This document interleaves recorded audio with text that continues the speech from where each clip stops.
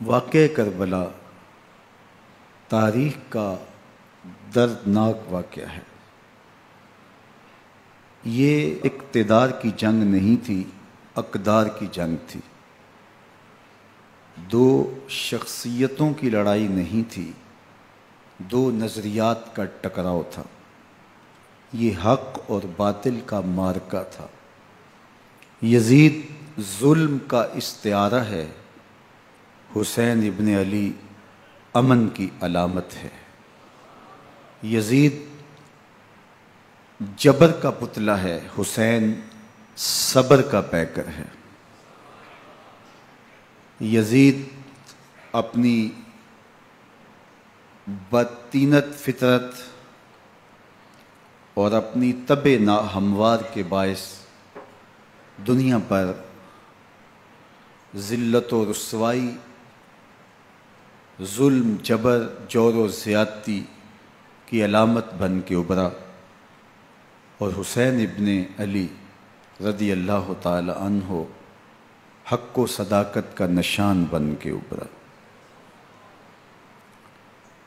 کربلا کے تپتے ہوئے ریگزار میں حسینی اور یزیدی دو کردار سامنے آتے ہیں۔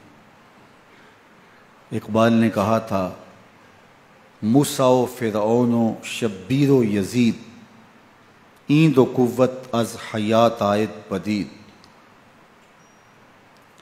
زندہ حق از قوت شبیری است، باطل آخر داغ حسرت میری است، سرخ رو عشق غیور از خون او، شوخی ای مصرع از مضمون او، تا قیامت قطع استبداد کر، موج خون او چمن ایجاد کر۔ یزید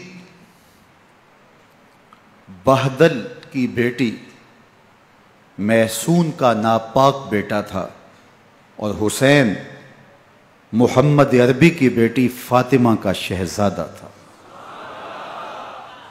یزید دمشق کے اطراف میں سرجون اور جریر اختل جیسے اوباشوں کے جرمٹ میں پل کے جوان ہوا۔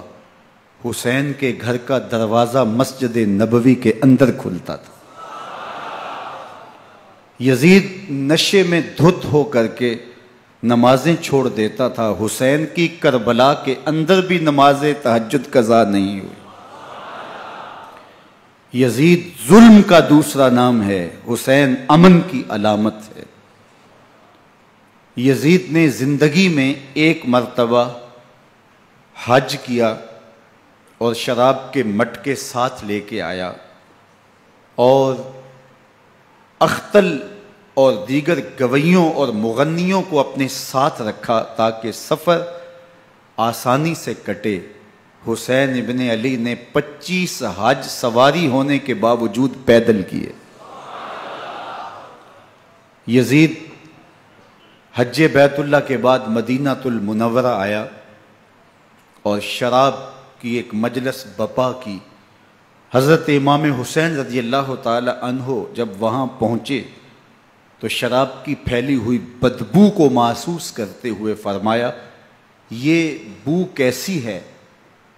تو نشے میں دھت یزید بولا، یہ شام میں بنتی ہے، اور ایک جام منگوایا اور اس کو پیتے ہوئے دوسرا جام حضرت امام حسین رضی اللہ تعالی عنہ کی طرف بڑھاتے ہوئے کہا، ابا عبداللہ لیجئے۔ تو حضرت امام حسین رضی اللہ تعالی عنہ نے فرمایا، میں اس کی طرف دیکھتا بھی نہیں ہوں، اور پھر وہ عشقی اشعار پڑھنے لگا۔ جب یزید کی شراب نوشی کا منظر امام حسین رضی اللہ تعالی عنہ اپنی آنکھوں سے دیکھ چکے تھے، تو مجھے بتاؤ یزید کے ہاتھ پہ امام حسین کا پاک ہاتھ کیسے آتا؟ حضرت امام حسین رضی اللہ تعالی عنہ جس ماحول میں پلے تھے، جس ماحول میں پرورش پائی تھی، جس ماحول میں رہے تھے، وہ پاکیزہ اور تقدس مآب ماحول تھا۔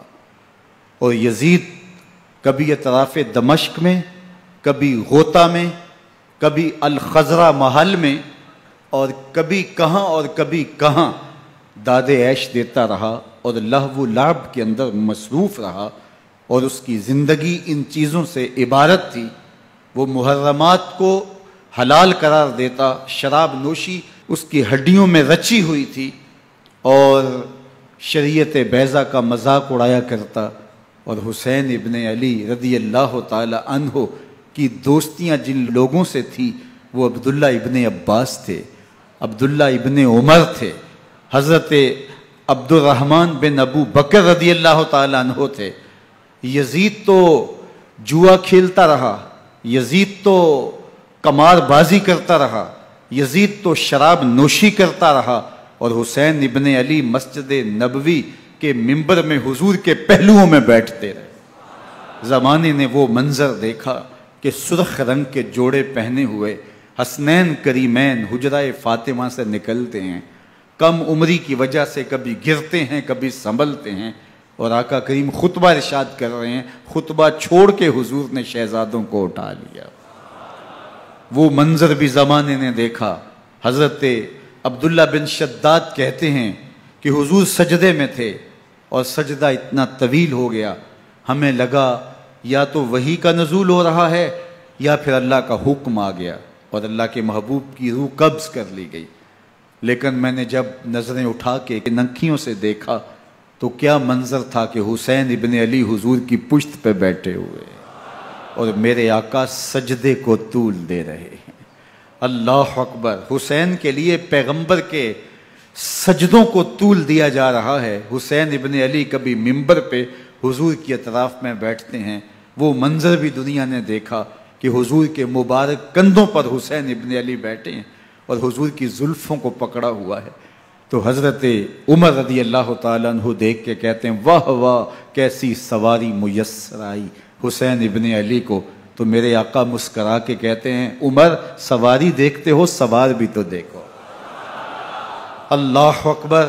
حضرت اسامہ بن زید بن حارثہ رضی اللہ تعالیٰ عنہ فرماتے ہیں رات کا ایک پہر گزر گیا اور مجھے حضور سے کوئی کام تھا، میں آقا کریم کی خدمت میں حاضر ہوا، در دولت پہ دستک دی، حضور تشریف لائے تو چادر اوڑی تھی، بکل کی ہوئی تھی میرے حضور نے، تو میں نے اپنی حاجت کہی تو حضور نے میری حاجت پوری کر دی۔ لیکن ایک منظر میں نے دیکھا کہ حضور نے جو چادر کی بکل فرمائی تھی اس کے اطراف میں پہلوؤں میں ابھار تھے جس طرح اندر کوئی ہو۔ مجھ سے نہ رہا گیا، میں نے پوچھ لیا، میں نے کہا بندہ نواز چادر کے اندر کیا ہے؟ فَكَشَفَهُ، تو حضور نے چادر کو کھول دیا۔ فَإِذَا الْحَسَنُ وَالْحُسَيْنُ عَلَىٰ وَرِكَيْهِ، تو کہتے ہیں میں نے اپنی آنکھوں سے دیکھا ایک پہلو سے امام حسین لپٹے ہوئے تھے، ایک پہلو سے امام حسن لپٹے ہوئے تھے۔ فرمایا یہ میرے بیٹے ہیں، یہ میری بیٹی کے بیٹے ہیں، اے اللہ میں ان سے پیار کرتا ہوں، تو بھی ان سے پیار کر، جو ان سے پیار کرے اس سے بھی پیار کر۔ ان کی محبت کا درس دیا، ان کے پیار کا سبق پڑھایا، کہا ان سے پیار کرنے والا میرے سے پیار کرنے والا ہے، ان سے بغض رکھنے والا میرے سے بغض رکھنے والا ہے۔ ان کی تکلیف حضور کو بے چین کر دیتی تھی۔ حضرت سیدہ فاطمہ الزہرا رضی اللہ تعالی عنہا کے گھر کے قریب سے گزرے تو حضرت امام حسین کے رونے کی آواز آ رہی تھی، تو آقا کریم علیہ السلام نے فرمایا کہ فاطمہ حسین کو چپ کرواؤ، الا تعلمی ان بقاءہ یوزینی، تو جانتی نہیں حسین کا رونا مجھے دکھ دیتا ہے۔ حسین ابن علی کو حضور رونے نہیں دیتے تھے، ان کو دکھی نہیں ہونے دیتے تھے، کیونکہ رسول اللہ صلی اللہ علیہ وسلم جانتے تھے کہ یہ کتنے دکھ سہے گا، کتنی تکلیفوں سے گزرے گا اور کتنے مصائب سہے گا۔ زمانے نے وہ گھڑیاں بھی دیکھیں کہ حضرت حذیفہ بن یمان رضی اللہ تعالیٰ عنہ فرماتے ہیں کہ میں حضور کی خدمت میں نماز مغرب کی ادائیگی کے لیے حاضر ہوا، اور میں نے یہ اجازت خاص طور پہ اپنی ماں سے اس شرط پہ لی تھی کہ امی آپ مجھے اجازت دیں، میں حضور کی خدمت میں حاضر ہوتا ہوں، مغرب کی نماز بھی ادا کروں گا اور پھر حضور سے عرض کروں گا حضور میرے لیے اور میری ماں کے لیے بخشش کی دعا کر دیجئے۔ ماں نے اس شرط پہ اجازت دے دی اور میں حضور کی خدمت میں آ گیا، نماز مغرب ادا کی، سلام پھرا تو میرے دل میں آرزو تھی میں حضور سے عرض کروں حضور میرے لیے اور میری ماں کے لیے مغفرت کی بخشش کی دعا کر دیں، لیکن حضور عبادات میں ذکر میں نوافل میں ایسے مشغول ہوئے کہ میں آرزو رکھنے کے باوجود بھی عرض نہ کر سکا۔ خیر نماز عشاء کا وقت ہوا، اذان پکاری گئی، حضور مصلی پہ آئے، نماز پڑھی، سلام پھرا، تو میرے دل میں پھر خیال آیا کہ ماں سے ایک نماز کی چھٹی لی تھی، نمازیں بھی 2 ہو گئیں، ماں نے جاتے پوچھنا ہے حضور سے میرے لیے اور اپنے لیے مغفرت کی، بخشش کی دعا کروائی تھی، تو کیا جواب دوں گا؟ اور حضور اٹھے اور کاشانہ اقدس کی طرف چل دیے۔ اب میرے دل میں یہ خیال رہ کے آ رہا تھا کہ ماں کو کیا جواب دوں گا، میں تو حضور سے بخشش و مغفرت کی دعا کروا ہی نہیں سکا۔ جب حضور چل پڑے تو غیر ارادی طور پہ میں بھی حضور کے پیچھے چل پڑا۔ چلنے میں تھوڑی سی رفتار تیز ہو گئی، جس سے قدموں کی آہٹ پیدا ہوئی، تو جب آواز پیدا ہوئی تو حضور نے رخ پھیرے بغیر فرمایا من ھذا، میرے پیچھے پیچھے کون آ رہا ہے؟ پھر خود ہی کہا حذیفہ تو نہیں؟ تو میرا دل دھڑک رہا تھا، قلت نعم، میں نے کہا جی حضور میں حذیفہ ہوں۔ فرمایا ما حاجتک غفر اللہ لک ولامک، کیا کام ہے؟ اللہ تجھے بھی بخش دے، تیری ماں کو بھی بخش دے۔ اب جو کام تھا وہ جنبش لب سے پہلے ہی ہو گیا، یہاں تو لفظوں کا سہارا بھی نہیں لینا پڑتا، وہ بند لبوں کی بولیاں بھی سنتے ہیں۔ اقبال بولا ہے فروغت صبح آثار و دہور، چشم تو بی نندائے ما فی الصدور، تیری نظر تو سینوں کے چھپے راز بھی دیکھتی۔ تو کہا ما حاجتوں کا غفر اللہ لک ولامک، اللہ تجھے بخش دے، تیری ماں کی بھی مغفرت کر دے، کیا کام ہے؟ اب جو کام تھا وہ تو ہو گیا۔ تو میرے حضور نے ارشاد فرمایا حذیفہ سنو، ابھی ایک فرشتہ آیا ہے جو اس سے قبل دھرتی پر پہلے کبھی نہیں آیا، آج پہلی مرتبہ اللہ سے اجازت لے کے 2 کام کرنے آیا ہے، ایک تو مجھے سلام کرنے آیا ہے اور دوسرا خوشخبری دینے آیا ہے کہ آپ کی بیٹی فاطمہ جنتی عورتوں کی سردار ہے اور حسن اور حسین جنتی جوانوں کے سردار۔ ایک طرف یزید ناپاک میسون کا پلیت بیٹا، اور ایک طرف محمد عربی کا نواسا، فاطمہ کے دودھ کا اثر، علی المرتضیٰ کے خون کی تاثیر، رسول اللہ صلی اللہ علیہ وسلم کے کندھوں پہ بیٹھنے والا۔ ایک دن حضور نے امام حسین رضی اللہ تعالیٰ عنہ کے ہاتھ پکڑ لیے اور ان کے پاؤں اپنے پاؤں پہ رکھے اور پھر فرمایا بیٹے آگے بڑھو، اور ان کے پاؤں حضور کی پنڈلیوں پہ آئے، پھر کہا بیٹے اور آگے بڑھو، حتیٰ کہ ان کے پاؤں حضور کی رانوں پہ آئے، پھر فرمایا بیٹا اور آگے بڑھو، تو ان کے پاؤں حضور کے مبارک بطن اقدس پہ آئے، پھر بازوؤں کو کھینچ کے اپنے قریب کیا اور حسین ابن علی کے منہ میں اپنی زبان رکھ دی، اور وہ اس طرح چوس رہے تھے جس طرح کھجور چوسی جاتی ہے۔ تو اللہ کے محبوب علیہ السلام نے حسین ابن علی کو اپنی زبان کا لعاب دہن دے کر کے، وہ شیر رحمت دے کر کے، وہ کوثر و تسلیم سے پاکیزہ تر آب رحمت عطا کر کے ان کی ہمیشہ کے لیے پیاس بجھا دی، تاکہ کل کربلا کے تپتے ہوئے ریگزار میں حسین ابن علی کو پیاس کی شدت تنگ نہ کرے اور پائے استقلال میں لغزش نہ آنے پائے۔ ان نازوں سے پالے ہوئے حسین کو، ان محبتوں سے پالے ہوئے حسین ابن علی کو امتحان بھی اتنے بڑے درپیش تھے۔ یاری تیری سونا پر ازمیشاں تیریاں اگ، سونا پرکھیا جامدہ ہے نال اگاں دے لگ۔ جتنا بڑا شخص ہوتا ہے اتنی آزمائشیں بھی بڑی ہوتی ہیں۔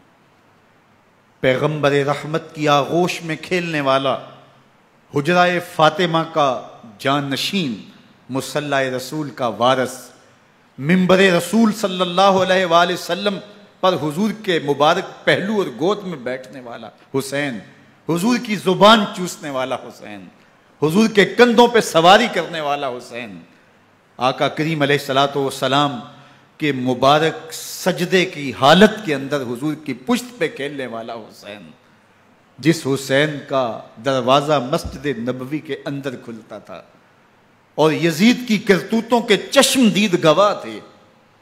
یزید جب تخت نشین ہوتا ہے تو اسے یہ فکر ہوتی ہے کہ امام حسین، عبداللہ بن زبیر، عبداللہ بن عمر، عبداللہ ابن عباس یہ میری بیعت کریں۔ اور وہ ولید بن عقبہ کو لکھتا ہے کہ ہر صورت میں ان کی بیعت لو، اور اگر بیعت نہ دیں تو سختی کرو۔ حضرت امام حسین رضی اللہ تعالی عنہ کو بلاوا آتا ہے کہ آپ کو دارالامارت میں گورنر ہاؤس میں بلایا جا رہا ہے، ولید بن عقبہ کا پیغام آپ کو پہنچتا ہے۔ آپ اس وقت فرماتے ہیں کہ اس وقت جو پیغام پہنچا ہے وہ کسی خطرے سے خالی نہیں ہے، تو کچھ سواروں کو ساتھ لیا، کہا تم دارالامارت کے باہر کھڑے رہنا، اگر میری آواز بلند ہوئی تو اندر آ جانا، ورنہ تم انتظار کرنا۔ آپ اندر گئے۔ ولید بن عقبہ نے مروان کو بھی بلایا تھا۔ مروان بن حکم یہ گورنر مدینہ ولید سے پہلے رہ چکا ہے، تو اس نے مشورہ دیا کہ سختی کی جائے۔ خیر ولید بن عقبہ نے کہا کہ یہ خط ہے، حضرت امیر معاویہ کا انتقال ہو گیا اور یزید تخت نشین ہوا ہے، لہٰذا وہ آپ سے بیعت کا مطالبہ کرتا ہے۔ تو حضرت امام حسین رضی اللہ تعالیٰ عنہ نے فرمایا کہ میرے جیسا شخص یوں چھپ کے بیعت نہیں کر سکتا، اور آپ واپس پلٹے۔ مروان بن حکم نے ولید بن عقبہ کو کہا کہ یہ موقع ہے جانے نہ دیا جائے، اگر یہ نکل گئے تو دوبارہ تم قابو نہیں پا سکو گے، اور انہیں یہیں قتل کر دیا جائے۔ حضرت امام حسین رضی اللہ تعالیٰ عنہ نے یہ بات سن لی۔ کہتے ہیں حضرت امام حسین انہی قدموں کے بل واپس پلٹے اور مروان بن حکم سے مخاطب ہو کے کہا، مروان کیا بول رہا ہے؟ وہ خاموش ہو گیا۔ فرمایا تو جانتا نہیں ہم کون ہیں؟ آنا حسین ابن علی ابن ابی طالب، میں حسین ہوں، میں علی کا بیٹا ہوں، ہمارے گھر میں قرآن اترتا رہا ہے، وحی کا نزول ہوتا رہا ہے، اور یزید فاسق ہے، فاجر ہے، مسلمانوں کا قاتل ہے اور شرابی ہے، میں ڈنکے کی چوٹ پہ یزید کی بیعت سے انکار کرتا ہوں۔ بس حیدری کچھار سے محمدی شیر نکل آیا ہے۔ اب اوسان خطا ہو گئے، راستہ چھوڑ دیا، واپس آئے، سیدہ زینب سے ملے، کہا مدینے کو چھوڑنا پڑے گا۔ کہا بھیا کیا ہوا؟ کہا یزید بیعت لینے پہ مصر ہے اور میں کسی صورت بھی بیعت نہیں کروں گا۔ رسول اللہ کا مدینہ ہمارے خون سے لالا زار بنے گا، میں نہیں چاہتا کہ حضور کے شہر نور کی حرمت پامال ہو۔ دوستو وہ کیسا منظر ہوگا جب حسین ابن علی نے آخری حاضری حضور کے روضے پہ دی ہوگی۔ حاجی یا معتمر 10 دن کے لیے، 8 دن کے لیے، 20 دن کے لیے مدینہ المنورہ عارضی سکونت اختیار کرتا ہے، اور حضور کے روضہ انور سے، اس شہر نور سے، ان گلیوں سے، ان بام و در سے ایسا مانوس ہو جاتا ہے کہ جب واپس پلٹ رہا ہوتا ہے ان دعاؤں کے ساتھ کہ دوبارہ آنا بھی نصیب ہو، اور اسے لگتا ہے کہ میں دوبارہ بھی بلایا جاؤں گا، لیکن اس کے باوجود شہر حبیب چھوڑنا قیامت سے کم نہیں ہوتا۔ اعظم چشتی مرحوم آخری بار جب حضور کے روضہ انور پہ گئے تو بیمار تھے، ویل چیئر پہ تھے۔ باب بقی سے باہر نکلے تو خادم سے کہا کہ میری ویل چیئر پیچھے سے کھینچو تاکہ میرا رخ روضہ انور کی طرف رہے، اور وہ پیچھے سے کھینچتا چلا جا رہا ہے، اور جب باب مکہ سے پیچھے جنت البقیع کے قریب سے گنبد خضرا نگاہوں سے اوجل ہونے لگا تو اعظم چشتی مرحوم نے کہا، جان بدن سے نکلتی ہے اعظم، جان بدن سے نکلتی ہے اعظم، کوئی آسان ہے مدینے سے جدا ہونا، کوئی آسان ہے مدینے سے جدا ہونا۔ یہ اس شخص کی کہانی ہے جو 10 دن، 5 دن، مہینہ، 2 ماہ وہاں رہتا ہے، اور پھر اس شہر کو چھوڑ کے آنا اس کے لیے آسان نہیں ہوتا۔ اور مجھے بتاؤ کہ حسین جو پیدا مدینے میں ہوا، جس کے گھر کا دروازہ مسجد نبوی کے اندر کھلتا تھا، جو مسجد نبوی کے اندر پرورش پا کے جوان ہوتا ہے اور مدینے کی گلیوں میں کھیلتا رہا، اس حسین ابن علی کے لیے مدینہ چھوڑنا، اور پھر وہ اس بات کا علم اور شعور رکھتے تھے کہ یہ آخری بار حضور کے در پہ حاضری ہے، دوبارہ اس شہر نور میں نہیں آ سکوں گا، تو کیا قیامت ہوگی اور کیا منظر ہوگا۔ محمد بن حنفیہ کے علاوہ خاندان نبوت کے جتنے لوگ تھے ان سب نے شہر مدینہ کو الوداع کہا، اور رات کے موقع میں مدینہ المنورہ کو، مسجد نبوی کو چھوڑ کر کے مکہ کی جانب عازم سفر ہوئے۔ 3 شعبان المعظم کو مکہ المکرمہ پہنچتے ہیں، ادھر کوفیوں کے خطوط آنے شروع ہو جاتے ہیں۔ حضرت امام حسین رضی اللہ تعالیٰ عنہ مسلم بن عقیل رضی اللہ تعالیٰ عنہ کو صورتحال معلوم کرنے کے لیے بھیج دیتے ہیں۔ 40,000 کوفی آپ کے ہاتھ پہ بیعت کر لیتے ہیں۔ ادھر 25 پیدل حج کرنے والے حضرت امام حسین 8 ذی الحج کو احرام باندھتے ہیں، لیکن آپ کو پتہ چلتا ہے کہ حاجیوں کے روپ میں قاتل چھپا دیے گئے، تو آپ اس احرام کو حج کی بجائے عمرے میں بدلتے ہیں اور کوفے کی جانب عازم سفر ہوتے ہیں۔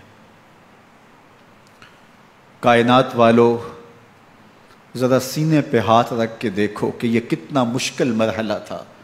اس دین کی آبرو کو بچانے کے لیے حضرت امام حسین رضی اللہ تعالیٰ عنہ نے کتنا بڑا قدم اٹھایا۔ آپ کے بہی خواہ، دوست، احباب عبداللہ بن عمر یہ سارے روکتے ہیں، عبداللہ بن عباس کہتے ہیں حضرت نہ جائیے، الکوفی لا یوفی، کوفی کبھی وفا نہیں کرتے، آپ کے والد کو وہاں شہید کیا گیا، لیکن آپ ایک فرض کو نبھانے جا رہے ہیں۔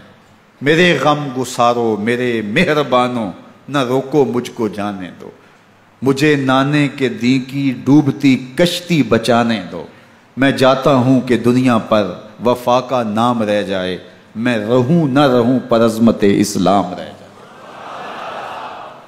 میں نہیں جاتا تو نبی کے گھر کی آن جاتی ہے، میں نہیں جاتا تو نبی کے گھر کی آن جاتی ہے، تمہارا دین جاتا ہے، میری غیرت ایمان جاتی ہے۔ حضرت امام حسین یہاں سے چلتے ہیں، ابھی راستے میں ہی پہنچتے ہیں کہ یہ خبر آتی ہے کہ کوفے والوں نے بے وفائی کر دی، حضرت مسلم بن عقیل رضی اللہ تعالیٰ عنہ کو شہید کر دیا گیا، نعمان بن بشیر معزول کر دیے گئے، ابن مرجانہ ابن زیاد وہاں متعین کر دیا گیا جو سخت گیر شخص تھا، اور اس نے لوگوں کو ڈرایا، دھمکایا، اور کوفے کے لوگوں کے دل بدل گئے اور وہ بیتیں توڑنے لگے۔ وہ منظر مسجد کوفہ کا کتنا دلگداز تھا، جب امام نماز کے لیے کھڑے ہوئے تو 40,000 لوگ آپ کے پیچھے تھا، جب سلام پھیرا اور امام نے دیکھا کہ پیچھے لوگ نہیں ہیں، پھر لوگوں نے اپنے دروازے بھی بند کر لیے۔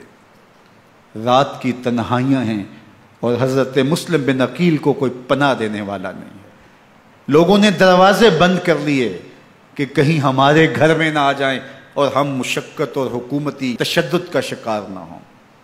کتنا دردناک لمحہ ہے حضرت مسلم بن عقیل رضی اللہ تعالیٰ عنہ پہ، اور پھر حضرت مسلم بن عقیل بے دردی سے شہید کر دیے جاتے ہیں۔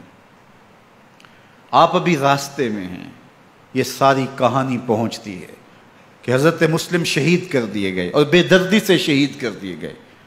وہ جنہوں نے خط لکھے تھے کہ ہم آپ کے ساتھ ہیں اور ہم منتظر ہیں، چشم برا ہیں، آپ کے قدموں کی چاپ سننے کے لیے بےتاب ہیں، آج انہوں نے بیتیں توڑ دی، 40,000 کوفی منحرف ہو گئے۔ مسجد کوفہ کا وہ منظر کس قدر روح کو تڑپا دینے والا تھا۔ ہم پچھلے سال عصر اور مغرب کے درمیان جب کوفہ پہنچے تو سورج ڈوبنے کے قریب تھا۔ میں نے اپنی زندگی میں اتنا اداس موسم کہیں نہیں دیکھا جتنا اداس موسم کوفے میں دیکھا۔ ایسے لگتا تھا جس طرح کوفے کی آب و ہوا آج بھی شرمندہ ہے۔ جو مسلم بن عقیل اور خاندان نبوت کے ساتھ اہل کوفہ نے کیا، حضرت امام حسین رضی اللہ تعالیٰ عنہ کو ان کے بہی خواہوں نے، اعزاء نے، اقربا نے، دوستوں نے، آوان و انصار نے، ساتھیوں نے کہا کہ حضرت حالات یکسر تبدیل ہو گئے، اب ہمیں مراجعت کر جانی چاہیے، واپس پلٹ جانا چاہیے۔ تو حضرت امام حسین کافی سوچ بچار میں رہے، پھر اس کے بعد آپ نے فیصلہ کیا کہ ہم آگے بڑھیں گے۔ دوستوں نے کہا کہ حضرت اگر آپ آگے بڑھیں گے تو ہمیں لگتا ہے کہ وہ آپ کے ساتھ سلوک اچھا نہیں کریں گے اور آپ بچوں کے سامنے پیاس سے شہید کر دیے جائیں گے۔ تو حضرت امام حسین رضی اللہ تعالیٰ عنہ نے وہاں ایک خطبہ ارشاد فرمایا کہ لوگو تم جو مجھے بتا رہے ہو مجھے اچھی طرح معلوم ہے، جو تم مجھے منظر پیش کر رہے ہو وہ میری نگاہوں میں ہے، اور جو کچھ ہونے والا ہے چشم تصور وہ منظر دیکھ رہی ہے۔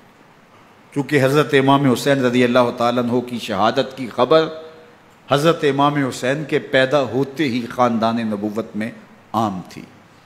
حضور علیہ الصلوۃ والسلام کو یہ بات جبریل امین نے آ کے بتائی تھی جب حسین ابن علی کے ساتھ حضور محبت کا اظہار کر رہے تھے، تو یہ جبریل امین نے آ کے کہا تھا حضور آپ کا یہ بیٹا ارض طف میں شہید کر دیا جائے گا، اور کربلا کی مٹی لا کے حضور کو دی اور ام سلمہ کو حضور نے عطا کر دی۔ حضرت ام سلمہ کہتی ہیں کہ ایک دن میں سوئی تو خواب دیکھا کہ حضور کے مبارک بال بکھرے ہوئے ہیں اور سخت پریشان ہیں، تو میں نے کہا کہ حضور آپ کی یہ کیا حالت ہے؟ وَبِيَدِهِ قَارُورَةٌ، اور حضور کے ہاتھ میں ایک شیشی ہے، فِيهَا دَمٌ، جس کے اندر خون ہے۔ تو میں نے کہا حضور یہ کیا؟ فرمایا میں قتل گاہ حسین سے آ رہا ہوں اور یہ حسین ابن علی کا خون ہے۔ تو کہا 10 محرم کا دن تھا، دوپہر کا یہ منظر تھا، میں کیلولہ کر کے اٹھی، جب میں نے دیکھا تو وہ شیشی جس میں کربلا کی مٹی رکھی تھی وہ خون بن چکی تھی۔ تو یہ خبر پہلے دی گئی تھی، یہ بتا دیا گیا تھا۔ فرمایا میرے دوستو جو تم مجھے بتاتے ہو میں اس سے بے خبر نہیں ہوں، یہ سب کچھ ہونے والا ہے، لیکن اس کے باوجود میں کیوں جا رہا ہوں؟ تو آپ کا ایک تاریخ ساز جملہ ہے جو کربلا کے فلسفے کو ہمارے سامنے رکھتا ہے کہ یہ اتنا بڑا امتحان کیوں دیا۔ حضرت امام حسین رضی اللہ تعالیٰ عنہ نے فرمایا وَلَكُمْ فِي أُسْوَةٌ، میں اس لیے جا رہا ہوں قیامت تک ظلم، جبر اور ناانصافی کے خلاف کھڑے ہونے والوں کے لیے کوئی نمونہ تو ہو۔ میری زندگی قیامت تک ظلم، جبر اور استحصالی نظام کے خلاف کھڑے ہونے والوں کے لیے نمونہ ہے۔ تو حضرت امام حسین رضی اللہ تعالیٰ عنہ نے حق اور باطل کے درمیان ایک سرخ لکیر کھینچ دی اپنے خون سے۔ اب حق اور باطل کا امتیاز کرنا مشکل نہیں ہے، کوئی باطل پہ اڑا رہے تو الگ بات ہے، لیکن امتیاز کرنا مشکل نہیں ہے۔ حدود بالکل واضح کر دیں۔ اقبال نے یہاں کتنی خوبصورتی کے ساتھ اس مضمون کو نبھایا۔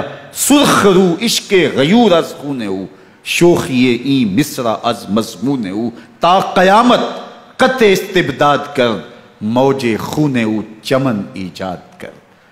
ایک جہاں آباد کر دیا، حق اور باطل کی راہیں اجال دی۔ اب لوگوں کو یزید کا چہرہ پہچاننے میں دیر نہیں لگتی، وقت کے ہر یزید کا چہرہ آسانی سے پہچانا جا سکتا ہے۔ یہ معرفت زمانے کو کروائی کس نے؟ حسین ابن علی نے کروائی رضی اللہ تعالی عنہ۔ تو حضرت امام حسین نے فرمایا کہ جو میرے ساتھ ہونے والا ہے میں اچھی طرح جانتا ہوں، لیکن میں اس کے باوجود آگے بڑھوں گا۔ پھر بڑھے اور کربلا میں جا کے خیمہ زن ہو گئے۔ 7 محرم کو پانی بند کر دیا گیا، پانی بند ہوا تو کھانا بھی میسر نہیں تھا، لیکن ذکر پانی کا ہوتا ہے اس لیے کہ کھانے کے بغیر انسان کئی دن کاٹ لیتا ہے، لیکن پانی کے بغیر گزر نہیں ہوتی۔ تو فرات کی نہر سامنے اپنی موجوں کے ساتھ چمک رہی ہے، لیکن ایک قطرہ آب بھی آل رسول کو نہیں دیا جا رہا۔ کائنات کے اندر ایسے انوکھے امتحان بھی ہوتے ہیں، وارثوں ساقی کوثر کے، مالک ہوں حوض کوثر کے، اور بیٹے ہوں ساقی کوثر کے، اور آج ایک بوند پانی کی بھی میسر نہ ہو۔ صبر کا امتحان ہے، عزیمت کا امتحان ہے۔ حضرت امام حسین رضی اللہ تعالیٰ عنہ خیمہ زن ہو گئے، 3 دن تک پانی بند رہتا ہے، 9 محرم کو رات کی تنہائی میں حملہ آور ہونا چاہتے ہیں، لیکن آپ نے کہا کہ ہمیں اللہ کے حضور عبادت اور ذکر کے لیے وقت دیا جائے۔ ساری رات ذکر میں گزرتی ہے، عبادات میں گزرتی ہیں۔ رات کے اندھیرے میں آپ چراغ بجھا دیتے ہیں۔ آوان و انصار کو کہتے ہیں کہ ان کی دشمنی میرے ساتھ ہے، انہیں میرا خون چاہیے، اگر تم رات کی تاریکی میں نکل جاؤ تو میں تم سے کوئی مواخذہ نہیں کروں گا، اور یہ بھی تمہارا پیچھا نہیں کریں گے، اس لیے کہ ان کا مطلوب تم نہیں ہو، ان کا مطلوب میں ہوں۔ جب چراغ جلایا تو کوئی بھی نہیں گیا۔ مسلم بن اوسجہ کھڑے ہو کے کہتے ہیں حضرت اگر ہمارے بدن کو 70 بار کاٹا جائے اور جلایا جائے اور ہواؤں میں اڑا دیا جائے پھر بھی آپ کا ساتھ نہیں چھوڑیں گے۔ 70 سال کے بوڑھے ہیں حبیب بن مظاہر، کہتے ہیں حضرت آپ کو چھوڑ کے جائیں کہاں، آپ کو چھوڑ کے جائیں کہاں، کوئی ساتھ چھوڑنے کے لیے تیار نہیں ہے، پیاس ہے، سخت گرمی ہے، کربلا کا ماحول ہے، 72 افراد اور خاندان کی خواتین میدان کربلا میں خیمہ زن ہیں، دوسری طرف لشکر اعداء اشقیا 22,000 کی تعداد میں مقابلے میں، ایک روایت 30,000 کی ہے۔ ان صرف 72 پیاسے لوگوں کے لیے اتنے لوگوں کو جمع کرنے کا مقصد خوف زدہ کرنا تھا۔ شرط ہے کہ یزید کی بیعت کر لیں، محاصرے توڑ دیں گے، پانی دستیاب ہوگا، اعزاز و اکرام سے نوازا جائے گا، خزانوں کے منہ کھول دیے جائیں گے۔ لیکن حسین ابن علی کہتے تھے سب کچھ لٹ جائے گا، باطل کے ہاتھ پہ ہاتھ نہیں رکھوں گا۔ اللہ اکبر۔ اب صبح طلوع ہوتی ہے، عاشور کا دن چڑھتا ہے، سورج اپنی پوری تمازت کے ساتھ گرمی برسا رہا ہے۔ آج خاندان نبوت کا امتحان زمانے نے دیکھنا ہے۔ رسول اللہ کا لعاب چوسنے والا اس کے صبر کا آج امتحان ہے، حضور کے کندھوں پہ کھیلنے والے حسین کا آج امتحان ہے۔ اللہ اکبر۔ حسین ابن علی تمام حجت کرتے ہیں میں نے تمہارا کچھ نہیں بگاڑا، میں نے کسی کا خون نہیں کیا، میں نے کوئی زیادتی نہیں کی، تم کیوں میرے قتل کے در پہ ہو؟ تم جانتے نہیں میں کون ہوں؟ میں تمہارے نبی کا نواسا ہوں، رسول اللہ صلی اللہ علیہ وآلہ وسلم کے کندھوں پہ کھیلتا رہا ہوں، حضور کا لعاب چوستا رہا ہوں، اور میں بوسہ گاہ رسول صلی اللہ علیہ وآلہ وسلم ہوں۔ لیکن ان اشقیاء کے دل پر کوئی چیز اثر انداز نہیں ہوتی۔ ایک ہور ہے، اللہ اس کے دل میں نرمی ڈالتا ہے۔ پہلے تو امام حسین کو گھیر کے لے کر کے آتا ہے، لیکن بعد میں وہ قافلہ یزید سے قافلہ حسین کی طرف آ جاتا ہے۔ امام حسین فرماتے ہیں تو دنیا میں بھی ہور ہے، آخرت میں بھی ہور ہے، آزادی مل جاتی ہے۔ باقی 22,000 کا لشکر جرار امام حسین کے قتل کے در پہ ہے۔ پھر تاریخ نے خاندان نبوت کا وہ انوکھا امتحان دیکھا۔ حضرت امام حسین کے بچے بالخصوص خواتین پیاس کی شدت میں حلق خشک ہیں۔ حضرت سکینہ تڑپ کے اپنے باپ سے کہتی ہیں کہ مجھے 6 ماہ کے لیے اصغر کی پیاس نہیں دیکھی جا رہی۔ بچے کو ہاتھوں پہ اٹھاتے ہیں اور نہر فرات کے کنارے پہنچ کے فرماتے ہیں اشقیاء سے مخاطب ہو کے تمہارا معاملہ میرے ساتھ ہے، اس 6 ماہ کے بچے نے تمہارا کچھ نہیں بگاڑا، اور چلو بھر کے اس کا حلق سیراب کرنا چاہتے ہیں۔ ایک 2 شاخہ تیر آتا ہے جو حضرت علی اصغر کے گلے کو چیر دیتا ہے۔ راوی لکھتے ہیں کہ وہ عام تیر نہیں تھا، جانوروں کو شکار کرنے کے لیے جو بڑے تیر ہوتے ہیں وہ 2 شاخہ تیر تھا، وہ گردن کو کاٹ دیتا ہے، خون بہنے لگتا ہے، گردن لٹک جاتی ہے۔ حضرت امام حسین وہ بہتا ہوا خون اپنے چلو میں لیتے ہیں اور آسمان کی طرف اچھال کے کہتے ہیں مالک حسین کی یہ قربانی بھی قبول فرما۔ یہ تماشا لب بام نہیں ہے، بچہ بیمار ہو ڈاکٹر جواب دے دیں، ماں باپ کے ہاتھ پھول جاتے ہیں، زندگی کی سانسیں ابھی چل رہی ہوتی ہیں، لیکن ڈاکٹر کہے کہ یہ میرے بس کا روگ نہیں ہے، کہیں اور لے جاؤ، تو زندگی کا لف و نشر غیر مرتب ہو جاتا ہے۔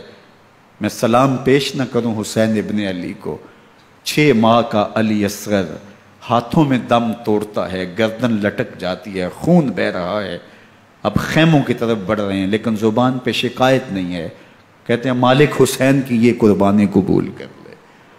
اب خیموں کی طرف آنا، شہر بانوں رباب سیدہ زینب حضرت سکینہ سلام اللہ علیہا کا سامنا کوئی آسان کام نہیں تھا، لیکن حسین ابن علی آتے ہیں، شہزادے کو یہاں خیموں کے قریب رکھ کے کہتے ہیں کہ یہ حوض کوثر سے سیراب ہو گیا ہے۔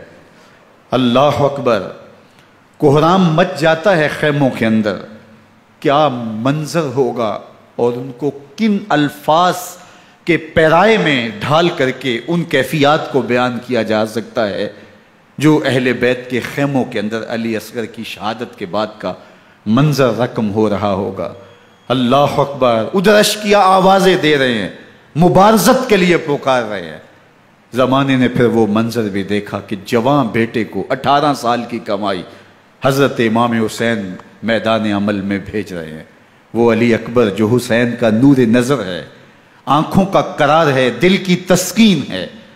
اور پھر حضرت علی اکبر جب گھوڑے کی زین سے فرش زمین پہ گرتے ہیں تو باپ کو آواز دیتے ہیں، اور حضرت امام حسین جو ہے وہ آگے جا کے بیٹے کی لاش اٹھاتے ہیں۔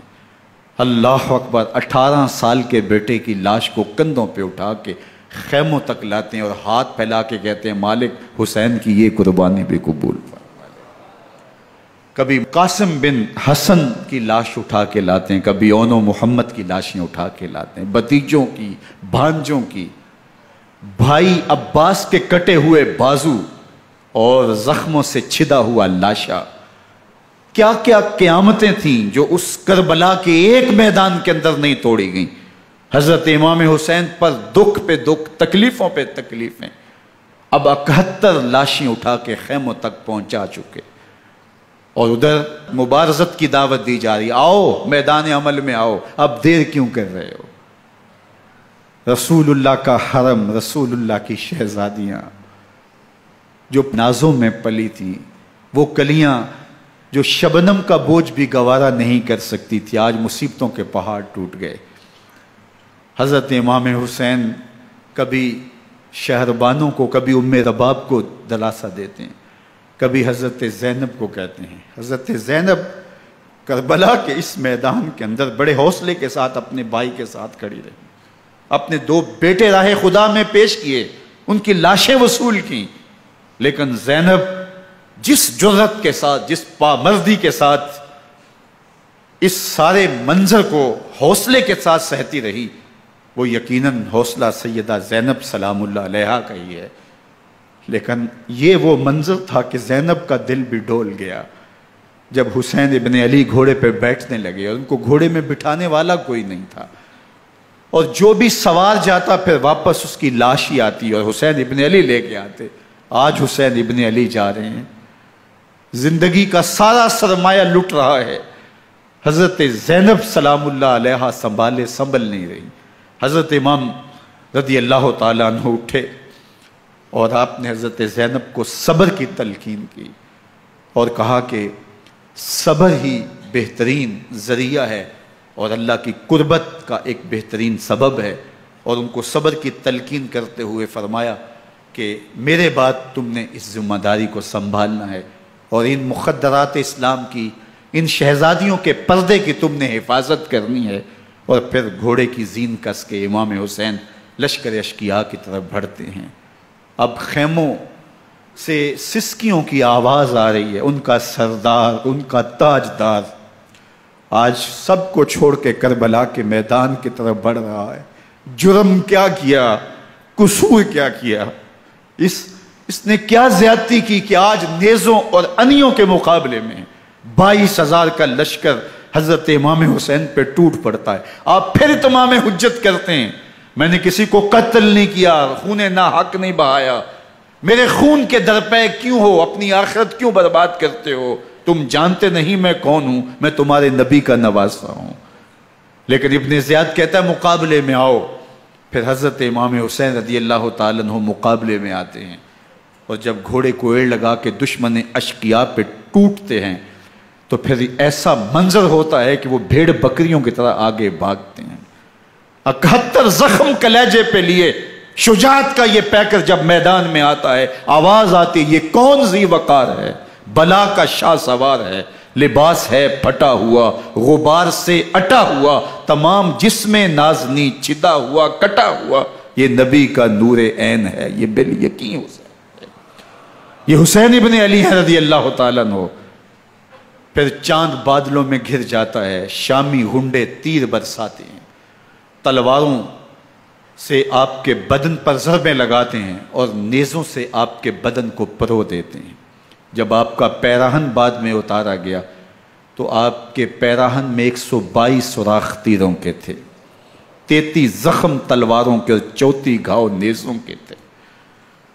جب گھوڑے کی زین سے فرش زمین پر آئے، بدن چھلنی تھا، زخم زخم سے خون بہ رہا تھا، 3 دن کا پیاسا حسین، اللہ اکبر، بدن زخموں سے چور، 71 لاشیں کلیجے پہ لیے، مخدرات اسلام کے پردے کا خیال دل میں الگ ہے، لیکن گھوڑے کی زین سے جب فرش زمین پہ امام حسین آتے ہیں، زبان پہ ہائے نہیں، نالا و شیون نہیں، چیخ و پکار نہیں، آتے ہی پیشانی سجدے میں رکھتے ہیں اور پکارتے ہیں اللہم ردن بقضائک وصبرن علی بلائک تسلیمن لامرک سبحان ربی العالی۔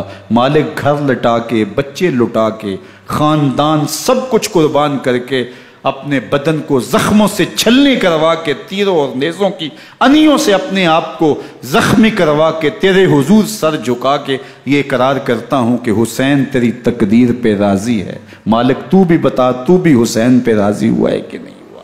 آواز آ رہی ہے، اس پیاسے پر علی شیر خدا کو ناز ہے، اس نواسے پر محمد مصطفیٰ کو ناز ہے، اوروں نے بھی سجدے کیے پر اس کا عجب انداز ہے، اس نے وہ سجدہ کیا جس پر خدا کو ناز۔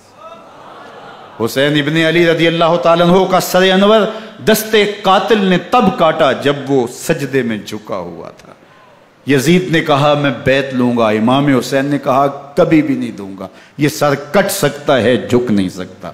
سر کاٹ کے نیزے کی نوک پہ چڑھا دیا گیا اور یہ اس بات کا اعلان تھا کہ ہم جیت گئے اور حسینی ہار گئے، اور لشکر یزید میں غوغا مچ گیا، نقارے بجنے لگے کہ ہم جیت گئے، دیکھو امام حسین شہید کر دیے گئے، اور سر کاٹ کے نیزے کی نوک پہ چڑھایا گیا۔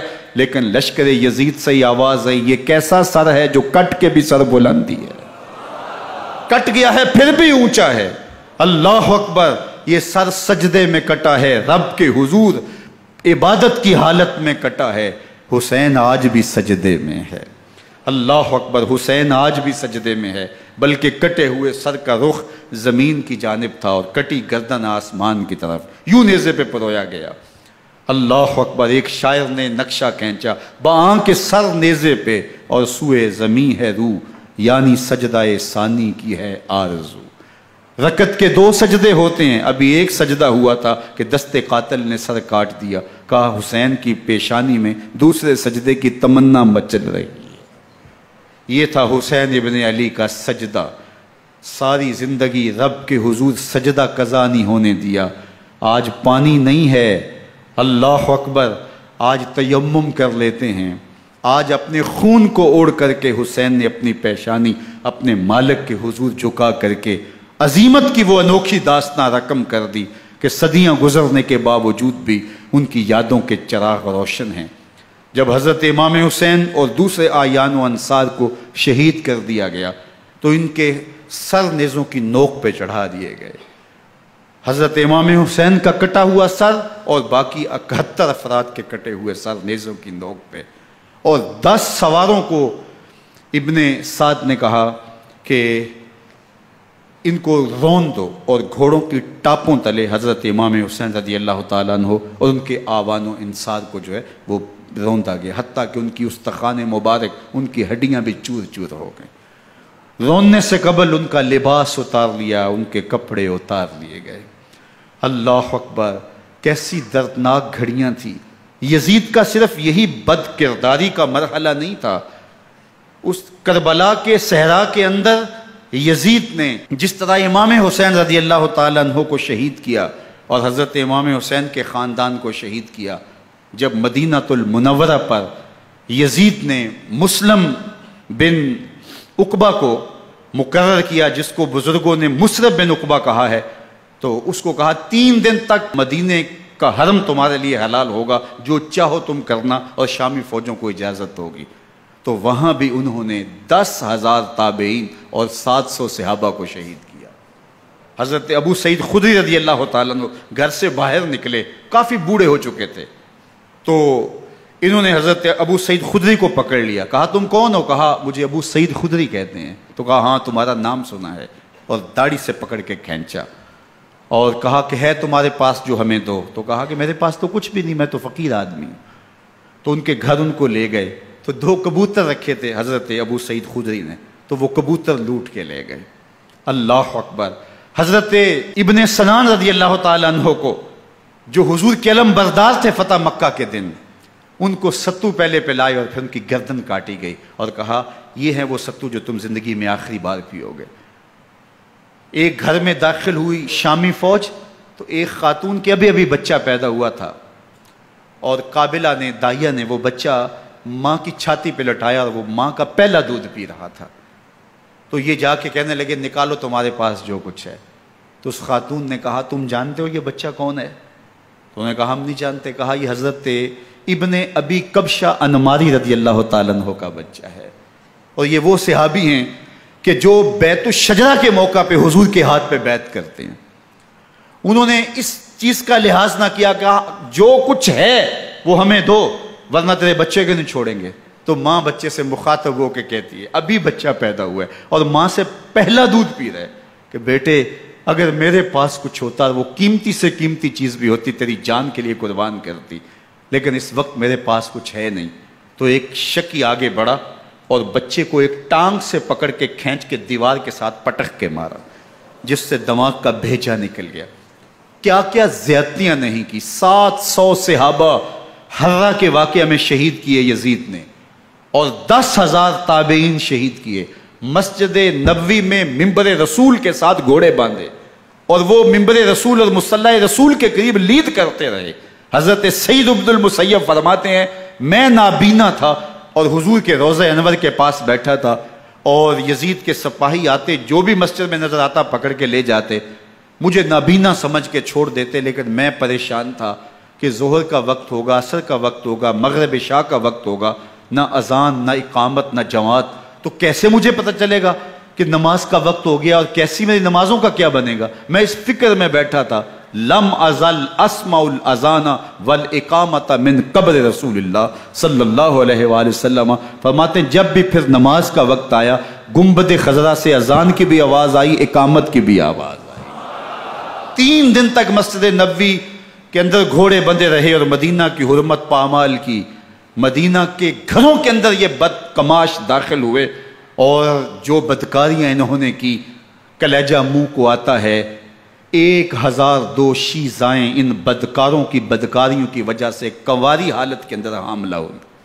3 دن تک مدینے کا حرم انہوں نے پامال کیا، اور پھر مکہ المکرمہ میں کعبہ اللہ پر گولے برسائے، اور کعبہ کا غلاف جل گیا۔ وہ تو یزید مر گیا، اور حضرت عبداللہ ابن زبیر رضی اللہ تعالیٰ عنہ نے اپنی خلافت کا اعلان کیا۔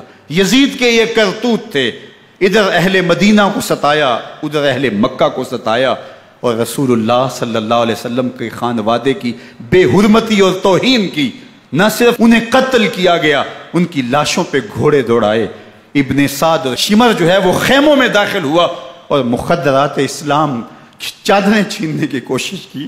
حضرت زینب سلام اللہ علیہ نے مخاطب ہو کے کہا ہمارے چہرے کے رکھوالے چلے گئے ہیں، ظالم تو خیال نہیں کرتا ہم رسول اللہ کی بیٹیاں ہیں۔ حضرت شہربانو، حضرت زین العابدین اور حضرت زینب سلام اللہ علیہ، ان تینوں کو ایک اونٹ پہ باندھا گیا، اور باقی اونٹوں پہ باقی سادات کو، حضور کی شہزادیوں کو باندھا گیا، رسیوں میں جکڑا گیا، اور اونٹوں پہ باندھ کر کے کوفے کی جانب آگے آگے شہیدوں کے سر چل رہے ہیں، اور پیچھے یہ قافلہ چل رہا ہے۔ اور جب یہ قافلہ وہاں سے گزرا جہاں لاشیں پڑی تھیں، امام زین العابدین 14 سال کے تھے اور بیمار تھے، اور ان کا حوصلہ نہ ہوا، وہاں غشی ان کے اوپر آنے لگی، اور وہ منظر ابن کثیر نے، باقی لوگوں سب نے لکھا ہے کہ پھر جب ان کی یہ حالت ہوئی تو پھر سیدہ زینب سلام اللہ علیہ، جنہوں نے ابھی تک بڑے حوصلے کے ساتھ ساری مشکلات کا مقابلہ کیا تھا، اب ان کے بندھن ٹوٹ گئے اور آنکھوں سے آنسو بہنے لگے، اور سیدہ زینب نے امام حسین رضی اللہ تعالیٰ عنہ کی لاش پہ کھڑے ہو کے، اور وہ روندی ہوئی لاش، ٹوٹی ہوئی ہڈیاں، اور وہ برینا بدن، کٹا ہوا سر نیزے کی نوک پہ، اور لاش یہ پڑی ہے، تو حضرت سیدہ زینب نے مدینے کی طرف منہ کر کے جو ہے وہ حضور سے فریاد کی، یا محمد آہو، یا محمد آہو، ھذا حسین بالآراء مزمل بالدماء، یا محمد آہو بناتوں کا سبایا۔ یا رسول اللہ، اے پیارے آقا، یا جد آہو، اے ہمارے نانا محترم، یہ دیکھیے آپ کا حسین پڑا ہوا ہے، بدن سے کپڑے اتار لیے گئے، خاک ہوائیں اڑا رہی ہیں، اور اس کے اوپر چادر جو ہے وہ مٹی کی پڑ گئی ہے۔ حضور آپ کی اولاد کاٹ دی گئی، اور پھر کہا بناتوں کا سبایا، حضور دیکھیے آپ کی بیٹیوں کے ہاتھ باندھ دیے گئے ہیں، اونٹوں پہ کس دیا گیا ہے، سر شہیدہ آگے آگے چل رہے ہیں، اور حضرت سیدنا امام حسین کا آگے آگے سر ہے۔ راستے کے اندر ایک جگہ آئی، رات گزری اور ان کو اتارا گیا۔ رات کا موقع تھا، ایک خاتون آئی اور اس نے کوئی کھانا پیش کیا ان کو، اور کہا کہ میں کسی زمانے میں حضرت سیدہ فاطمہ تو زہرا کی نوکری کیا کرتی تھی، ان کی لونڈی تھی، ان کی کنیز تھی، اور آج مجھے پتہ چلا کہ آپ لوگ گزر رہے ہیں، تو میں نے کہا کہ میں اپنی مخدومہ کے خاندان کی خدمت کروں۔ اور پھر اس نے کہا کہ اس وقت سیدہ کی گود میں ایک 6-7 ماہ کی بچی تھی جس کو زینب کہا کرتے تھے، تو سیدہ زینب نے کہا کہ اماں اگر پہچانتی ہو تو وہ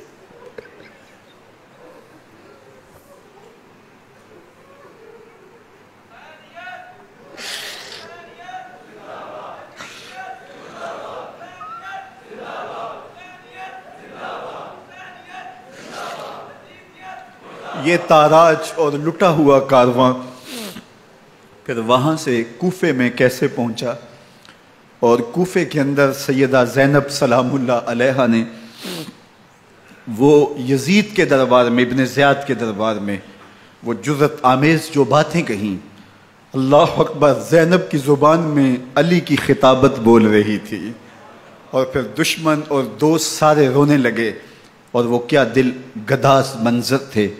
اور پھر یہ سروں کا قافلہ اور سادات کرام کا مشکیں کسی ہوئی ہیں اور اونٹوں پہ باندھے ہوئے، ان کو وہاں سے پھر قادسیہ اور قادسیہ سے پھر دمشق یزید کے دربار میں پہنچایا گیا، اور وہاں سے یہ لٹے ہوئے خانمہ برباد تاراج لوگ مدینہ المنورہ میں کیسے پہنچے، اور اہل مدینہ نے کیسے استقبال کیا، اور وہ منظر کتنا دلگداز تھا جب اہل مدینہ زینب سے پوچھتے تھے زینب حسین کہاں ہے؟